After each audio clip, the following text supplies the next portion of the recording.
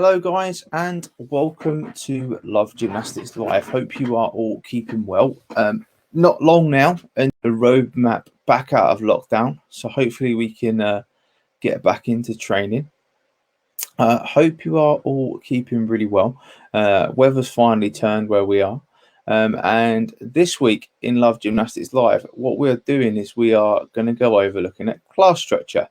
And for me, I've come up with what I like to call the three C's. It's construction, continuation, and creativity. So when I talk about that, what I mean is we need to look at the construction of how we set up our program and how the sessions are kind of made. And then you've got continuation, so we've got a constant path and progression for our athletes to go from those very first stages when they come into our club to the very end when they might be a coach or an adult. And then the last one is creativity, so making sure that they are enjoying it. So let's get cracking. Construction and continuation almost work hand in hand. However, I'm going to go and look at continuation first. And then, like I've said, what do I mean by continuation? Well, it's to do with the customer gymnast or athlete journey. So what I like to see is I like to see a clear progression from when they first start up at the club to where they go through their sessions and they come up and they either end up being an adult where they're participating in adult classes, or where they are participating as a coach later on. And the easiest way is, if you think about it, if you get your early years, fun for baby type session, then they need to progress into, the next stage and the next stage and the next stage. So it's unrealistic to expect that we're going to have every member come in as a baby, as a youngster, and make their way through to being an adult athlete. It's just not realistic, is it? So what we need to do is we need to make it so that if any point someone comes into our structure, comes into our club, that they can step in and follow it. What I think works best in this instance is a flow chart. So if you can think of your club, it's like a progression chart, isn't it? Let's say, I'm going to take it right from the start. So let's say your athlete comes in as a preschooler or an under 5. So they might start off with baby classes, music classes, when they're just, when the mums have just had them. That might then progress into some form of unstructured class where they come in like mum and tot type session. We then might move that on to a semi-structured class where they go in with their parent and, half of it's led by a coach. We then go into structured classes before we might move into our GFA program. And then obviously, depending on your club setup, there are different things where they can go from into your GFA program. So we can see there that if we think about our flow chart, we can see right at the start, we've got that person coming in and they can go all the way through. And then what we need to think about is the continuation after that. So they go into our GFA program, and there are so many different ways that we can get them from being that 5-year-old all the way through to that 13, 14, 15-year-old that we're going to see later. Obviously, we've got the routes where you might want to select them and they be part of a squad, and that's where almost our flow chart becomes, it has several different strands coming off of it. But what we need to do is, if we look at our program and you look at our club, is how can we get them to come in at any point and still have that great experience? So that then comes on a little bit to the construction of your setup and the construction of your sessions. So what we do is I have a little look, and I've done this quite a few different ways, and it's very individual depending on the club. Now, I'm obviously I'm going to give you some advice in different ways that I think will work, and that's kind of what I'm here for. But there's two ways that I see it. From a financial point of view, I see that a lot of clubs either work on a termly basis, or they work on what I call a month rolling basis. So month to month, we go from they stay in their classes, they stay in their sessions, but it gives us a guaranteed income for a prolonged period of time. Whereas I tend to think that on termly ones, you know what you're going to get for that 6 weeks, but if there's a particular breakdown in your structure, or there's a breakdown after those 6 weeks when you have to do a new term or whatever your term might be, you're never going to guarantee that you're going to be able to have them there. But then you can argue either way. There could be no guarantees. I just personally find that if I just have my sessions run over a month-to-month program, it works out a lot better for me. And then I can also do those financial plannings. And then the other thing is we've got some clubs, they do it according to school year. Some children do it according to the ages, so the age of the child. Some are placed in age group, not just a physical age, but like a group of age, like 4 to 7, 7 plus, 10 plus, and some do it on ability. Now, there's not one size fits all. What we need to remember is that it can be a variety of different mixtures that we have to try before we find the best way that works for our club. And the list could go on in ways and means that we could do it. However, what I tend to find is to have some stability, for me to know what my income is roughly going to be every single month. I like to have my program set for a whole 12 months, and the child goes into that class and they are there for that 12 months. And on a month rolling basis, we can see roughly what our income is going to be. And I think that way, if you do it, if it's compared to termly, is that when you do it on termly, every term we're going to have to re-enroll those individuals, and we're going to have to make sure that they sign up, or if they move into the right classes, which is great because that's what Love Admin is there for. It's there for you guys to have that reduced and make it as easy as possible. I've just found that having that month-on-month payment is the easiest, and the way that I've worked it is that we've worked it out that they get a month free a year. So if we have to shut because of the weather, like we had the other week, or we have an annual close down at Christmas and in the summer, so we can do some servicing, that's all built into that one payment, that one package. Then obviously, like I said earlier, there are so many different ways you can actually put structure into your classes. However, what I like to think is that I like to think of how can we make it as easy for the parent as possible. So to make it as easy as the parent, I've found, and my experiences is that if we can try and make it something similar to something else, then it's probably going to be easier for them to get, easier for them to understand. So why don't we then make it so when their children move up in school ages, they move up in gymnastics? And this is only, I'm talking now, guys, for sort of like your GFA program, your recreational program. I'm not saying that for squad, because squad, we obviously have to work on our competition years.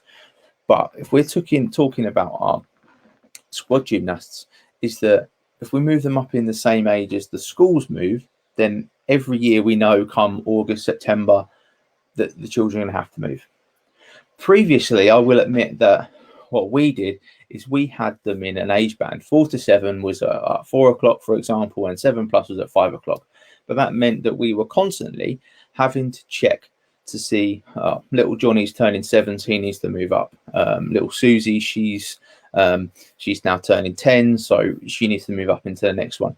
And we were having to do that constantly, which made our jobs a little bit more difficult. So why not just have one point in time when you can review that and go, right, okay, everyone needs to move now because it's in the school year. Now, the other thing that I found that worked really, really well was I found that I was a drop-off in participants from when my preschoolers, when my early years program went up into my recreational program, just because there was so much going on. We used to move them up the same time around September when they went back to school, but we found it was then too overwhelming for those kids to really get into the program and really enjoy the sessions. So we changed it. So when they go into their summer holidays, end of July, beginning of August, that's when we move up our early years program into our recreational. The sessions are a little bit quieter stereotypically because often people go on holiday, they're doing other things in the summer, so it's not so busy for them. but also then it's not so much change at one point. We know they're going to be moving up into full-time school in September, so we're not worried about what I just said about the changes, but it just makes it so that we can retain those gymnasts easier. It helps us progress, helps us have that flow chart, helps us have that continuation, and that's how we've constructed our sessions. So and we had tried putting them in ability and in barrages within the age bracket. However, what I found was that by the time that they did that, even after we did it for several months, it still took quite a long time for them to know which coach they're with, where they were warming up, so on and so forth. So I just found that really difficult. And if we kind of keep them the smaller little groups within that one larger group, then found that was so much easier to cope with, so much easier to deal with. And remember, guys, I'm talking about this is on it's just for our recreational and sort of like what I call GFA program through. If you then have when they move up, if they have a strand where they go into a squad structure, then I think it's really important that we focus on competition age, and where they are and what level they should be in. So you might do it by levels, you might do it by age, so they all stay together. But I think again, I'm just giving you some ideas and something that you can work with. And I also get that, though it might be easier to do that whole yearly program if you're in a full-time center, and that if you were in having to share your center, share your space with others, then it might be easier to do it on a termly basis, so we get everyone signed up on that termly basis. However, I do think that if we look at the age groups and moving up in school age, that creates an ease for the parents, ease for us. We're only looking at one point in time when we have to think about it. And then lastly, there's me touching on construction, there's me touching on continuity and continuation, and then the last C, which is creativity. So we've got to make sure that our sessions are fun, exciting, and engaging, and and we all know that. However, what I found works best for us is that we have one overarching program, and you can even do this you can involve your whole program, or you might want to have an early years one for under fives, then you might want to have one for your 5 and overs.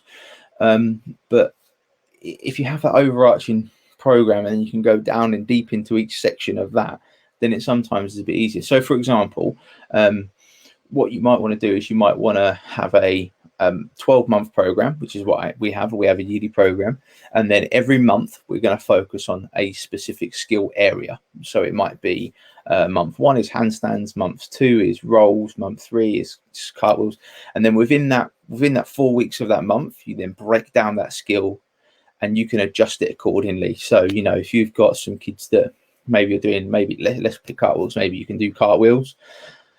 So we look at, okay, one-handed cartwheels, first hand, second hand, aerial cartwheels. Then maybe do we think about progressing onto a round off? And that can all be done in your 4 weeks of that 1 month. But you can adjust that if you have that overarching plan. If not, if every coach is coming in with their own plan, then you're going to have to change setups. Each coach is going to need to communicate. And we all know what it's like when we're getting in the gym trying to get things done. And also, it kind of works twofold, is that not only do our coaches know what they're doing, but also our parents can know what we're doing. And we can send that plan out saying, this month we're doing this, this, and this. And then as we go back to our parent series that we did last week, it involves them in the process more, and therefore they can be more receptive, and we're going to hopefully have less challenges. So another thing that you can do is help for that creativity side is we might want to be thinking about theming our sessions. So the sessions might want to have, different, random themes. We might want to look at it. So we have different names for different groups. I know animals, trees, flowers, all that kind of stuff. Those are so many different things that you can come up with. And I've seen some great things, some great ones over my time of coaching. But guys, hopefully that has given you some food for thought. It's given you some ideas.